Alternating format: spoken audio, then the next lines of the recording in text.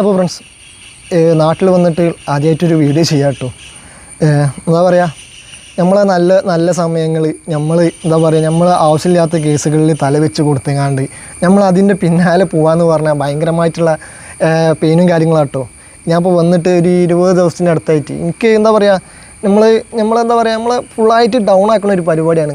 Maximum നിങ്ങൾ കടം കൊടുക്കാതിരിക്കുക. കടം കൊടുത്തു കഴിഞ്ഞിട്ടുണ്ടെങ്കിൽ നമ്മളിപ്പോൾ നിയമപരമായിട്ടുള്ള കാര്യങ്ങൾ അത് ആ ഒരു നോട്ടും കാര്യങ്ങളും അവരെ കയ്യിൽ നിന്നും വാങ്ങിയിട്ട് അവർക്ക് ആവശ്യമില്ലേ അവർക്ക് വേണമെന്നുണ്ടെങ്കിൽ അതിൽ എഴുതി ഒപ്പിട്ടിട്ട് ഇന്ന ഡേറ്റ് പറഞ്ഞങ്ങാണ്ട് എന്നാലും നിങ്ങൾക്ക് നമ്പറായിട്ട് പോയി കഴിഞ്ഞാൽ ആ പൈസ വാങ്ങിയെടുക്കാൻ പറ്റും.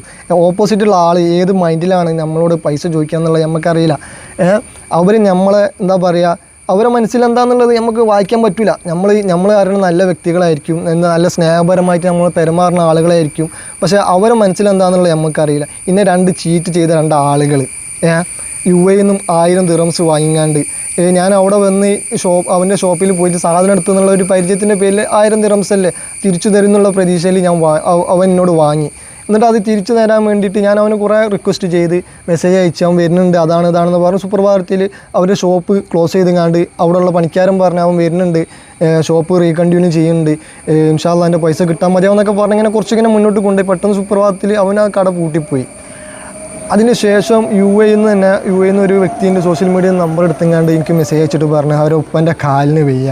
അതൊക്കെ ഫുള്ള് കോമഡിയാണ്. അത് പുറത്ത് പറഞ്ഞു കഴിഞ്ഞാൽ ആളുകൾ ആരും ഇത് പറയുന്ന ആരും ഇത് അക്സെപ്റ്റ് ചെയ്യില്ല. ഒരു സ്ത്രീയാണ് ഓപ്പോസിറ്റുള്ളത്, ഞാനൊരു പുരുഷനാണ്. അപ്പോൾ വേറെയുള്ള ഡീലിങ്ങോ കാര്യങ്ങളോ ആളെ ഭർത്താവ് എനിക്ക് മെസ്സേജ് അയച്ച് ഫുള്ള് ഡീറ്റെയിലും കാര്യങ്ങളും എൻ്റെ കയ്യിലുണ്ട്.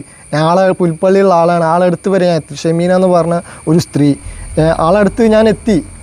എനിക്കൊരു അഡ്രസ്സിൻ്റെ എന്താ പറയുക, വീട് ഇരിക്കുന്ന സ്ഥലത്തിൻ്റെ ആ ഒരു കുറവ്, 2 ആളതും വീട് ഇരിക്കുന്ന സ്ഥലത്തിൻ്റെ കുറവ്, ബാക്കിയുള്ള ഒരാളെ ഫോട്ടോസും കാര്യങ്ങളൊക്കെ ഉണ്ട്. നമ്മൾ ഒരാളെയും മോശക്കാരനാക്കണം എന്നുള്ള അഭിപ്രായക്കാരനല്ല ഞാൻ.